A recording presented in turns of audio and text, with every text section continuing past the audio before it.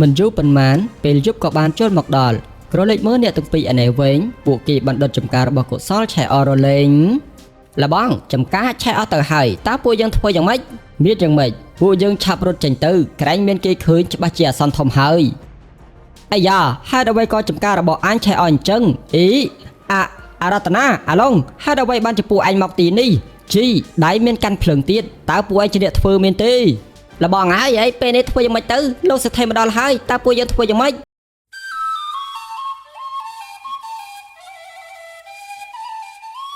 មានបារម្ភម្នាក់ឈ្មោះកុសលគេរស់នៅតែម្នាក់ឯងឪពុកម្ដាយស្លាប់ចោលតាំងពីតូចដោយកុសលជាមនុស្សល្អអ្នកស្រុកអ្នកភូមិតែងតែស្រឡាញ់ចូលចិត្តគេណាស់ហើយជារៀងរាល់ថ្ងៃកុសលតែងតែចូលមកក្នុងព្រៃដើម្បីកាប់អុសយកទៅលក់ក្រនឹងចិញ្ចឹមជីវិតគិតទៅបើមានដីស្រែចម្ការធ្វើដូចជាគេខ្ញុំក៏មិនពិបាកចូលទៅក្នុងព្រៃកាប់អុសដែរប៉ុន្តែធ្វើម៉េចបើខ្ញុំជាកូនកំព្រាឪពុកម្ដាយស្លាប់ចោលតាំងពីតូចជីវិតខ្ញុំនេះពិតជាកំសត់ខ្លាំងណាស់ប៉ុន្តែទោះបីជាយ៉ាងណាក៏ដោយក៏ខ្ញុំមិនចោះចាញ់នឹងព្រេងវាសនាមួយនេះដែរយ៉ាងហោចណាស់ខ្ញុំក៏មានផ្ទះតូចមួយសម្រាប់រស់នៅគិតថាជីវិតនេះវាមិនលំបាកពេកទេ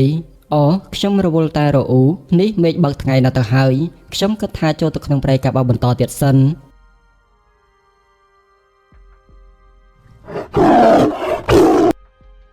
ជួយ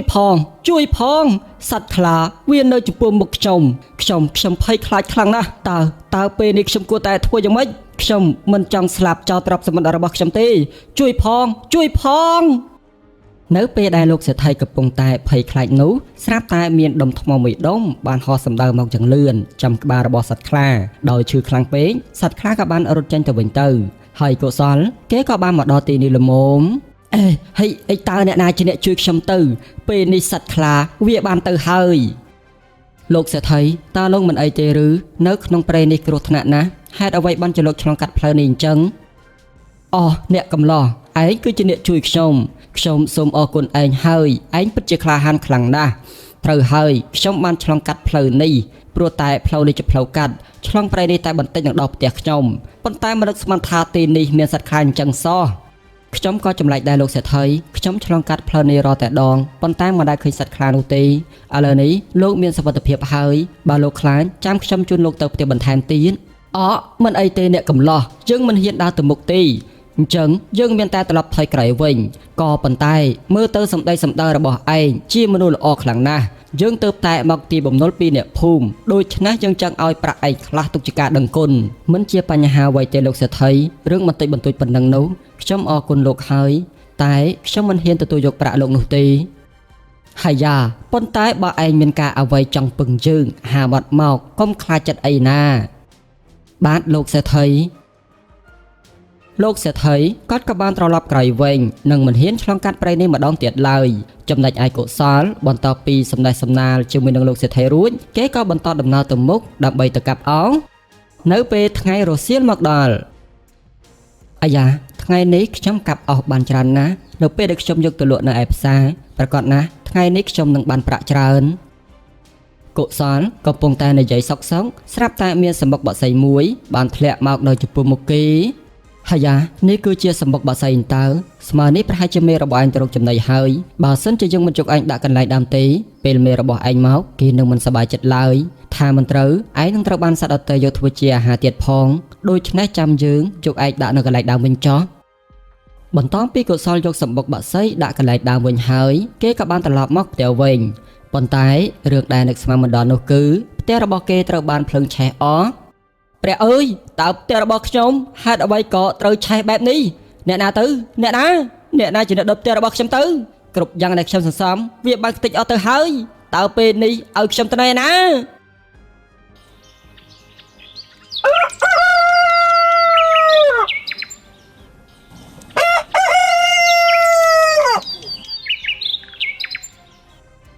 មួយសប្តាហ៍ក្រោយមក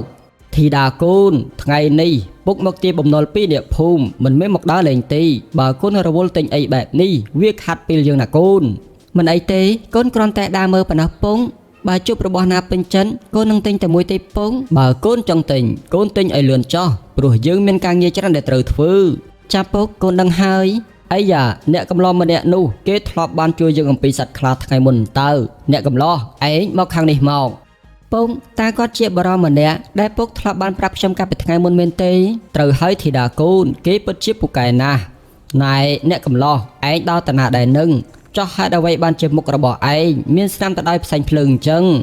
បាទលោកសេដ្ឋីផ្ទះខ្ញុំត្រូវបានភ្លើងឆេះអស់ទៅហើយបន្ទាប់ពីខ្ញុំមកពីព្រៃវិញហើយឥឡូវនេះខ្ញុំអត់មានកន្លែងត្រូវទៅនោះទេថាម៉េចផ្ទះឯងត្រូវបានភ្លើងឆេះពុកបើគាត់អត់មានកន្លែងត្រូវទៅឲ្យគាត់ធ្វើការនៅផ្ទះយើងទៅពុកព្រោះយើងមានការងារច្រើនហើយពុកកំពុងតែជ្រើសរើសកម្មករផងមែនទេត្រូវហើយបើកូនមិននិយាយពុកនឹកមិនឃើញតល់តែសោះអ្នកកំឡោះឯងឈ្មោះអ្វីដែរបើសិនជាឯងគ្មានកន្លែងត្រូវទៅឯងអាចមកបម្រើការនៅផ្ទះយើងក៏បានដែរចាំយើងឲ្យប្រាក់ខែសមរម្យទាំងថ្លៃអាហារនិងការស្នាក់នៅអូវាពិតជាល្អណាស់លោកសេដ្ឋីខ្ញុំអរគុណលោកម្ដងទៀតអ្នកនាងខ្ញុំក៏អរគុណអ្នកនាងដែរបាទខ្ញុំមានឈ្មោះថាកុសលប៉ុន្តែពេលនេះខ្ញុំមានអារម្មណ៍ថាឃ្លានខ្លាំងណាស់អូឯងឈ្មោះកុសលអីតោះបើឯងឃ្លានយើងទៅរកអាហារនៅម្ដុំនេះសិនបន្ទាប់មកចាំទៅសម្រាប់នៅផ្ទះរបស់យើងបាទលោកសេដ្ឋីខ្ញុំសូមអរគុណម្ដងទៀត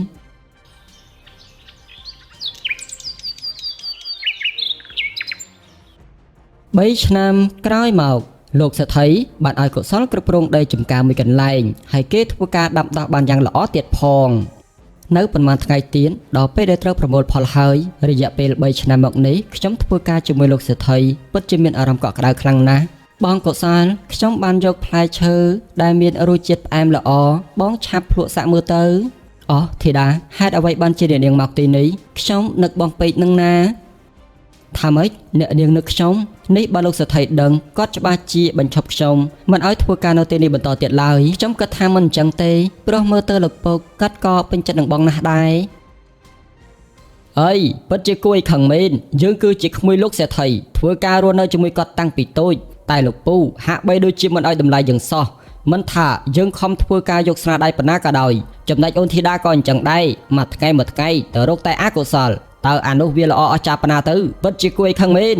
ឯងជាមួយចោះយើងមិនឲ្យឯងបានសុខឡើយយើងត្រូវតែកម្ចាត់ឯងចេញលបងអីប៉ុន្មានថ្ងៃទៀតដីចំការដែលអកុសលគ្រប់គ្រងនោះនឹងត្រូវដល់ពេលប្រមូលផលហើយខ្ញុំមានកំណត់មួយថាអីបើសិនជាយើងដុតបំផ្លាញដំណាំនោះចោលច្បាស់ណាស់លោកសេដ្ឋីគាត់នឹងដេញវាចេញហើយនាងតូចនឹងចាប់អារម្មណ៍លើលបងជាមិនខានយីអាឡុងពីដំបូងយើងស្មានថាឯងល្ងងតែតាមពិតឯងឆ្លាតណាស់ទៅកំណត់ឯងនេះអាចប្រើការបានឯងចាំមើលចោះនៅពេលដែលយើងបានធ្វើជាកូនប្រសាររបស់លោកពូហើយយើងនឹងផ្ដល់តំណែងសមរម្យល្អមួយដល់ឯង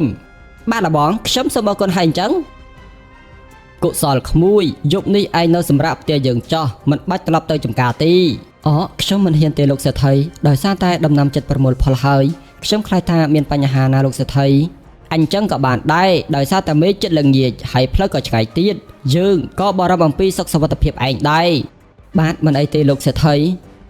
កុសលយើងនឹកឃើញហើយយើងទៅតែទិញម៉ូតូថ្មីបានអញ្ចឹងចាំយើងជូនឯងទៅផ្ទះថាម៉េចលោកសេដ្ឋីចេះជិះម៉ូតូដែរហើយវាមានអ្វីគួរឲ្យប្លែកទៅព្រោះយើងគឺជាសេដ្ឋីណា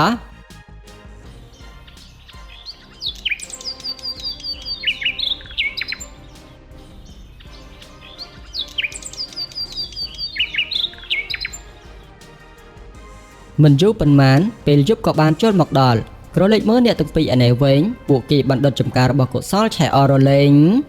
លបងចំការឆេះអស់ទៅហើយតើពួកយើងធ្វើយ៉ាងម៉េចមានយ៉ាងម៉េចពួកយើងឆាប់រត់ចេញទៅក្រែងមានគេឃើញច្បាស់ជាអាសន្នធំហើយ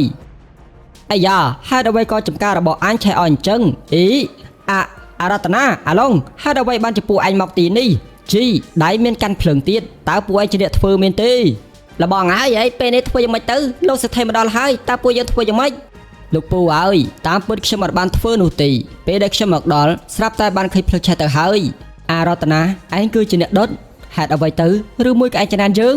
ណៃអកុសលឯងនិយាយឲ្យស្រួលបួបន្តិចទៅព្រោះនៅពេលដែលយើងមកដល់យើងឃើញភ្លើងឆេះអស់ទៅហើយឯងកុំនិយាយផ្ដេសផ្ដាសអីសោះព្រោះយើងគឺជាក្មួយប្រុសរបស់លោកសេដ្ឋីលោកពូតាមខ្ញុំក៏ទៅរឿងទាំងអស់នេះគឺតាក់ទងនឹងអកុសលទាំងអស់ហើយនេះគឺជាផែនការរបស់វាអារតនាឯងហ៊ានទម្លាក់កំហុសយើងផងពុករឿងទាំងអស់នេះគឺរតនាគេជាអ្នកធ្វើខ្ញុំបានស្ដាប់លើគេនិយាយគ្នាកាលពីថ្ងៃមុនធីតាហេតុអ្វីបានជាកូនមកទីនេះពុកខ្ញុំមកទីនេះព្រោះខ្ញុំបានដឹងអំពីផែនការក្ររបស់ពួកគេធ្វើបែបនេះព្រោះគេចង់ទម្លាក់កំហុសឲ្យបងកុសល